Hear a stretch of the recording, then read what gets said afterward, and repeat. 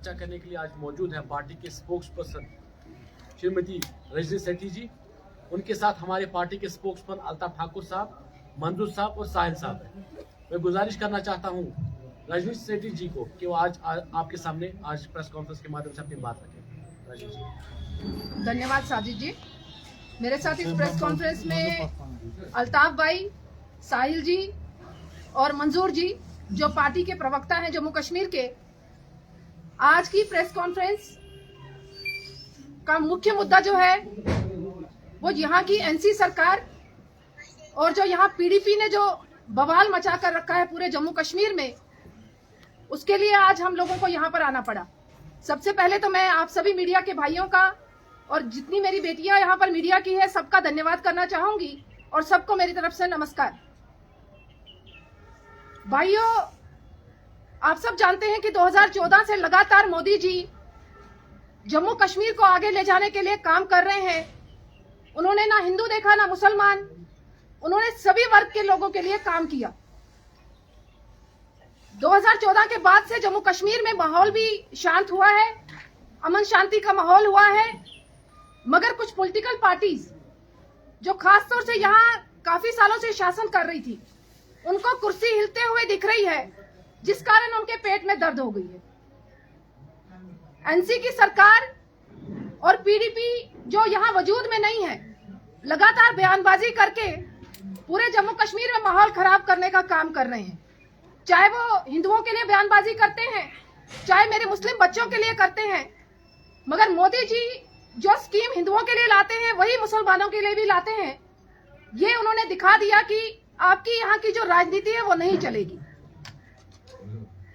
यहाँ के मुख्यमंत्री उमर अब्दुल्ला जी, पूर्व में मुख्यमंत्री महबूबा मुफ्ती जी, जो उनके बयान आ रहे हैं कहीं ना कहीं भड़काने के बयान आ रहे हैं, हिंदू मुसलमान विवाद करने के बयान आ रहे हैं और जम्मू और कश्मीर को अलग करने के बयान आ रहे हैं। पिछले दिनों में मुख्यमंत्री जी ने एक बयान दिया कि हमारे बच्चे मुस्लिम इंटेलिजेंट हैं और जम्मू के बच्चे डफर हैं।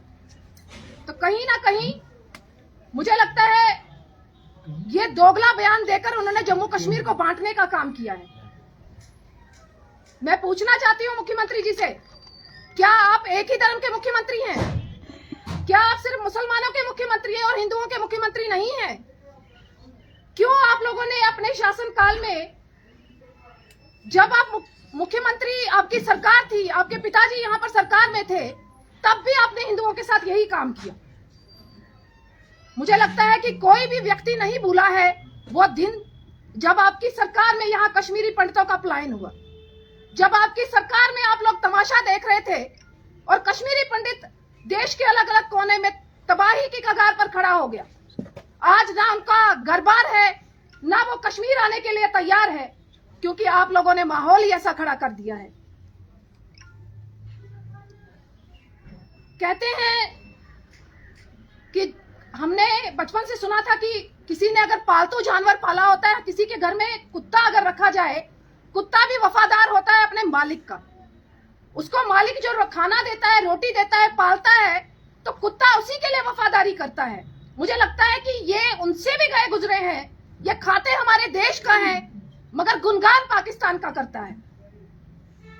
चाहे वो पीडीपी है या एनसी है, जम्मू कश्मीर में उनके बयानों से लगता है कि उनको दर्द सिर्फ पाकिस्तान का है, अपने हिंदुस्तान से प्रेम नहीं है। जो वो बयान दे रहे हैं कि वो भारत माता की जय नहीं बोलेंगे, मेरा सवाल उनसे कि भारत माता की जय जिस देश का खा रहे हो, जिस देश के फैसिलिटीज को यूज कर रहे हो, जिस देश के संविधान की शपथ लेकर आप लोग मुख्यमंत्री बने हो, तो आज आप कह रहे हैं कि हम उस देश की भारत माता की जय नहीं बोलेंगे।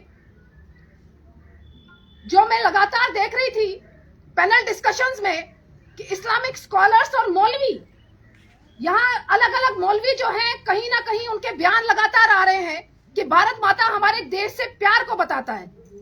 भारत माता किसी मूर्ति की पूजा नहीं है जिसको आप लोगों को भड़काने का काम कर रहे हैं। एक शहजादी है जिनका अस्तित्व तो जम्मू कश्मीर में है नहीं, जो 2019 तक अब्रॉड में जाकर पढ़ाई कर रही थी और आज माताजी की कुर्सी पर आकर बैठने को तैयार हो गई हैं। वो चाहती हैं कि उन्हें बनी बनाई खीर खाने को मिल जाए मगर अपनी कॉन्स्टिट्यूंसी हार गई हैं। वो कहती है कि हम हिंदुत्व को चलने नहीं देंगे। आप होती कौन है हिंदुत्व को नहीं चलाने वाली? उसका मतलब आप धमका रही हैं हिंदुओं को कि हिंदू यहां ना आए। पहले आप लोग देख रहे हैं कि पाकिस्तान किस तरीके की एक्टिविटीज कर रहा है, हिंदू यहां आने से डर रहा है। एनसी का एमपी बोल रहा है कि आप कल्चरल इन्वेजन कर रहे हो, तो फिर एक तरफ से आप आह्वान करते हो टूरिस्टों को कि आइए कश्मीर का टूरिज्म बढ़ाइए। टूरिस्ट क्यों आएगा? मरने के लिए आएगा? क्या आप टेररिस्टों से टूरिस्टों को मरवाना चाहते हो?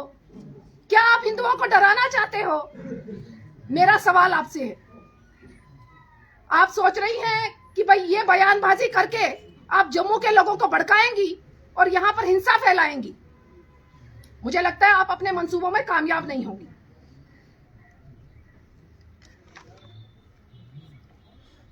सबसे पहले तो उनको समझना पड़ेगा हिंदुत्व है क्या।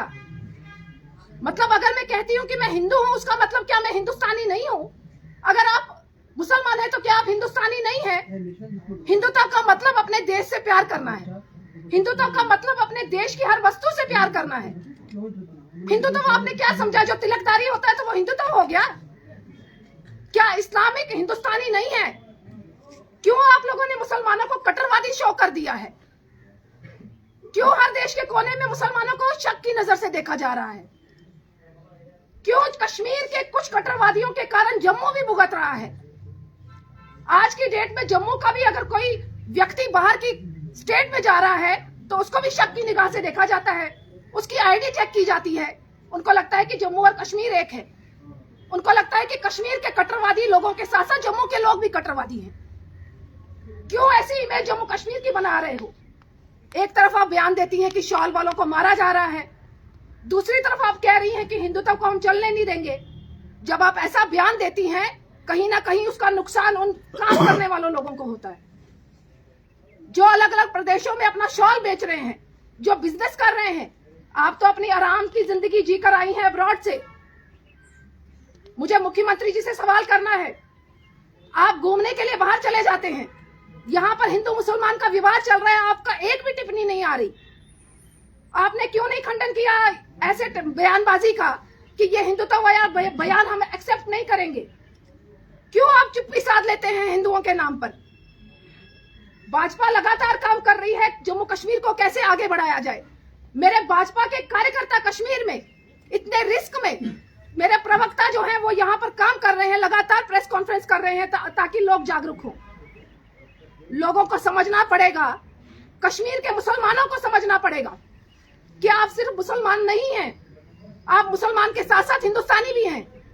अगर पाकिस्तान के लोगों को उनके देश के खिलाफ कुछ बोला जाता है तो वो देश की फेवर में खड़े हो जाते हैं। क्यों आप लोग खड़े नहीं होते? क्यों आप इन पॉलिटिकल पार्टीज के इतने सरेंडर कर चुके हो कि इन पॉलिटिकल पार्टीज को ही खड़ा करते जा रहे हो? पीडीपी की बिटिया आज दावेदार हो गई है कॉन्स्टिट्यूएंसी में, क्यों आप में से कोई कार्यकर्ता खड़ा नहीं हो रहा पीडीपी या एनसी की तरफ से? ये सिर्फ शहजादी का ही हक है कि चांदी का चम्मच लेकर वो पैदा हुई और वही यहाँ पर कॉन्स्टिट्यूएंसी की एमएलए बन सकती है, आप क्यों नहीं? मैं इतना जरूर कहूंगी कि भाजपा में आम कार्यकर्ता को मौका मिलता है, मगर यहाँ की रीजनल पार्टीज ने जम्मू कश्मीर की छवि को खराब कर दिया है।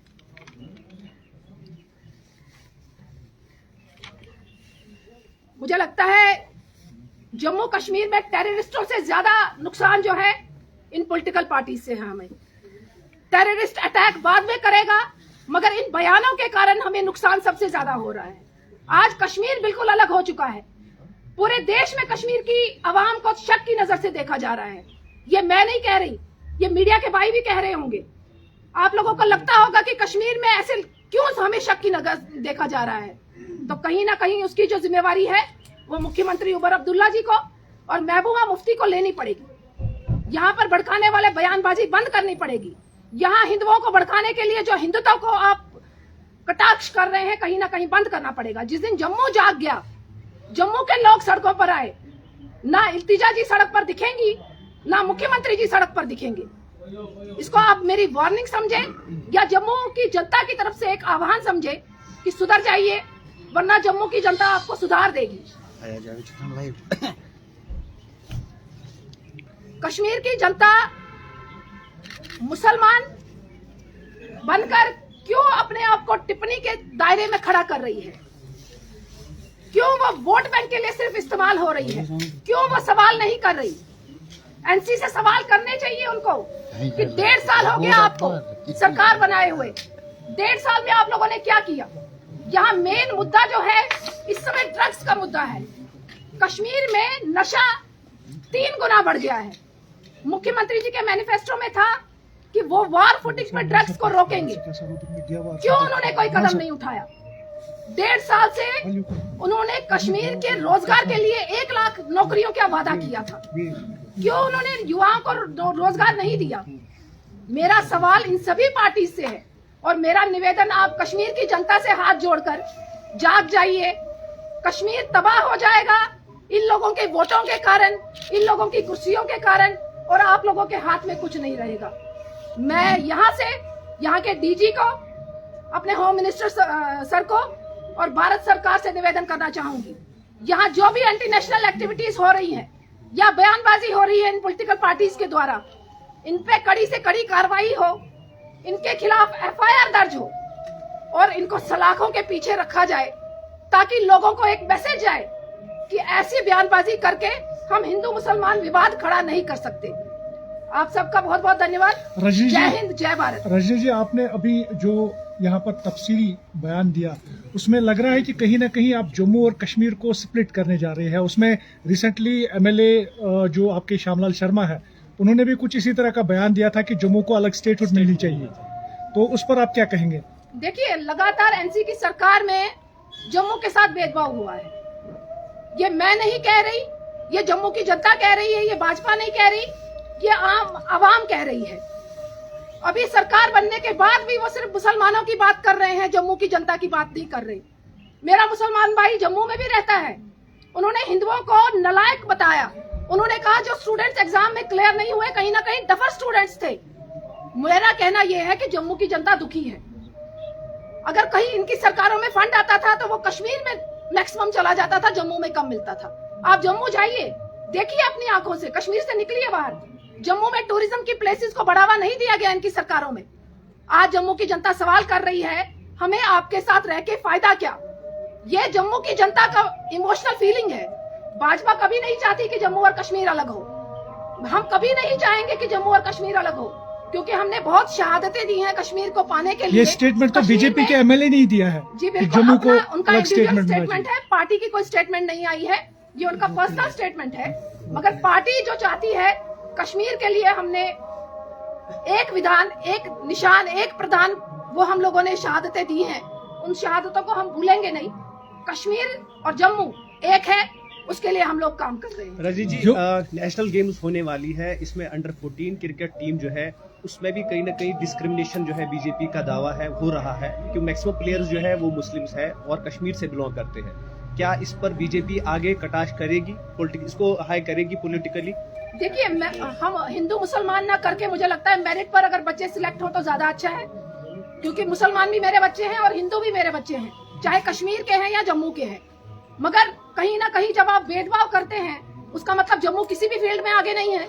जम्मू का बच्चा नालायक है, ना वो खेल में अच्छा है, ना वो पढ़ाई में अच्छा है, सिर्फ कश्मीर के बच्चे अच्छे हैं। मेरिट पर ही माता वैष्णो देवी में, मेरिट पर ही माता वैष्णो देवी में कश्मीरी गए थे। जवाब दे दूं, मैं उस पर भी आऊंगी। तो मेरा कहना यह है कि कमेटियां बिठाकर आप लोग उसके बाद डिसीजन देंगे, ये सही जवाब नहीं है।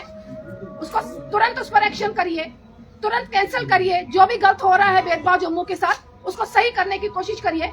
मुख्यमंत्री आप हिंदुओं के भी हैं, जम्मू के भी है और कश्मीर के भी है। बीजेपी अगर डिवाइड एंड पॉलिसी के खिलाफ है, आपका कहना है बीजेपी और बीजेपी पॉलिसी के खिलाफ है, जम्मू और कश्मीर एक है, फिर माता वैष्णो देवी में क्यों बीजेपी लगातार ये कह रही है कि मुसलमान के जो बच्चों को एडमिशन वापस कर लीजिए, और एज पर जो वहां पर यानी कि जो ट्रस्ट वहां पर चला रहे हैं, वहां पर हिंदू के बच्चों को एडमिशन दे दीजिए। अगर आप चाहते हैं कि जम्मू और कश्मीर एक है, फिर ऐसा देखिए, मैंने शुरुआत में यही कहा कि वो जो बच्चे सिलेक्ट हुए हैं वो मेरिट पर सिलेक्ट हुए हैं। मगर श्राइन बोर्ड, जो वैष्णो माता का जो मेडिकल कॉलेज है, वो कहीं ना कहीं आस्था से जुड़ा हुआ मुद्दा है। उसमें सिर्फ मेरे पैसे नहीं लगे हुए, पूरे देश से श्रद्धालु आते हैं, वो अपनी डोनेशन देकर जाते हैं। ये सवाल हमारा नहीं है, पूरे देश की आस्था से जुड़ा हुआ सवाल है। वो कह रहे हैं कि बाकी भी मेडिकल कॉलेज है, बाकी जगह एडमिशन हो जाए, मगर श्राइन बोर्ड जो है पर्टिकुलर हिंदुओं का है, पर्टिकुलर आस्था से रिलेटेड है। इसको हिंदू मुसलमान ना करके हम सबको इसका हल निकालना चाहिए। मुझे लगता है आप भाइयों को भी इसका डिसीजन लेना चाहिए कि इसको हिंदू मुसलमान ना करे, क्योंकि कश्मीर का मीडिया जो है अच्छा पॉजिटिव रोल कर रहा है लगातार पिछले 4-5 साल से। मोदी जी ने जब से 370 आर्टिकल खत्म किया है, कश्मीर के मीडिया ने बड़ा अच्छा रोल किया है। तो मुझे लगता है इस पर भी अगर आप पॉजिटिव रोल करेंगे, इसमें हम हल को निकाल पाएंगे। रजनी जी मेरा एक और सवाल है। जिस तरह से इल्तिजा मुफ्ती ने कहा कि हम इसको हिंदू राष्ट्र बनने नहीं देंगे, क्योंकि योगी आदित्यनाथ ने कुछ दिनों पहले कहा था कि ये अखंड भारत बन जाएगा, हिंदू राष्ट्र बन जाएगा, उस पर इल्तिजा ने ये बयान दिया था, क्या कहेंगे उस पर? मैं वही आपसे बात कर रही हूँ कि इल्तिजा जी हाईलाइट होने के लिए ऐसी बयानबाजी कर रहे हैं। मुझे लगता है उनको पागल खाने में दाखिल कर देना चाहिए, उनकी माता जी को और उनको पागल खाने में दाखिल करना चाहिए, क्योंकि जिस तरीके की बयानबाजी वो कर रही हैं वो मुझे संतुलित उनका लगता है। शायद कुर्सी हार गई है, इस कारण ऐसा बयान दे रही हैं। तुरंत से तुरंत उनको पागल खाने एडमिट करिए। ये हिंदू मुसलमान का अगर भड़कने का कोई काम हुआ तो उसकी जिम्मेदारी मुझे लगता है महबूबा के सिर पर होगी। मैम अभी आपने ड्रग्स की बात की कि ड्रग्स यहाँ जो है रोज बरोज बढ़ रहा है, टीम क्या ही आपने कहा है, कहीं ना कहीं ये आप ये भी समझते डिफेंस का लैप्स है, क्योंकि बॉर्डर हमारी जो है वहाँ पे पूरा उसको देखिए आप लोग देख रहे हैं लगातार हमारा पड़ोसी मुल्क यहाँ अमन शांति कैसे खराब हो उसके लिए काम कर रहा है। अब उन्होंने ड्रग्स का जो एक मुद्दा है हमारे जम्मू कश्मीर में उसको बढ़ा दिया है। वो चाहे ड्रोन के जरिए वो हमारे यहाँ पर जो उनके वर्कर्स हैं कहीं ना कहीं उन्होंने अपनी सेटिंग करके रखी हुई है, जो वर्कर्स ये ड्रग्स फैलाते भी हैं। मुझे लगता है कि कानून को भी अपनी सख्त कार्रवाई करनी पड़ेगी, वैसे कर रही है पुलिस ने बहुत अच्छा काम किया है, जेकेपी बड़ा अच्छा काम कर रही है, डीजी सर भी देख रहे हैं, और ये जो ड्रग्स से रिलेटेड इश्यूज है इनको भी बड़े अच्छे तरीके देखा जा रहा है। मगर इस पर और सख्ती से काम करने की जरूरत है और अवाम को भी अलर्ट होने की जरूरत है। टूरिज्म को लेके बात की कि जम्मू में अभी टूरिस्ट का इन्वेस्टमेंट नहीं हो रहा, लेकिन अगर श्रद्धालुओं की बात करें वो कटरा भी जाते हैं और जम्मू को लैंड ऑफ टेम्पल्स भी कहा जा रहा है, वहाँ भी जा रहे हैं। उसके साथ अगर 30-35 साल का हम प्रीवियस रिकॉर्ड भी थी, तो जम्मू तो यहाँ से ज्यादा डेवलप है। आप कैसे कह सकते हैं कि जम्मू के ऊपर फोकस नहीं किया? भाई मेरे मुझे बताइए आप जम्मू कितनी बार आए हैं? 100 बार। आप जम्मू में कौन सी टूरिस्ट प्लेस को जानते हैं? मानसर लेक। क्या डेवलपमेंट है, क्या डेवलपमेंट है? मैं जम्मू में रहने वाली हूँ, कश्मीरी पंडित फैमिली से बिलोंग करती हूँ।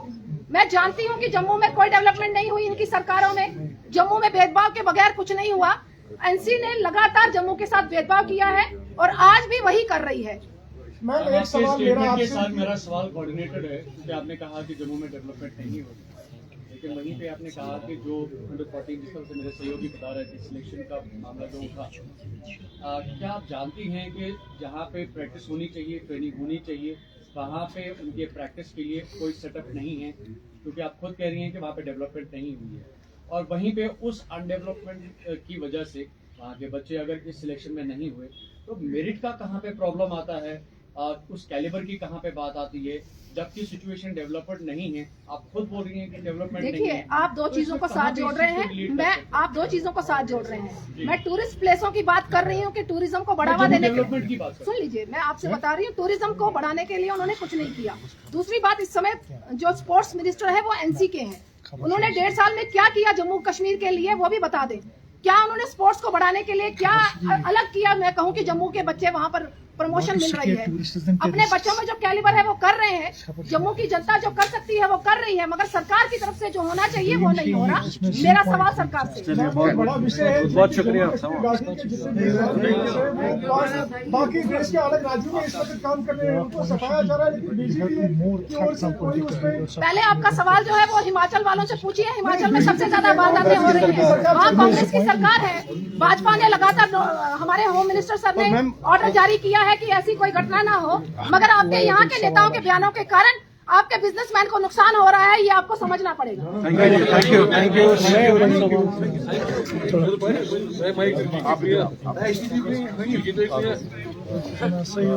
यू।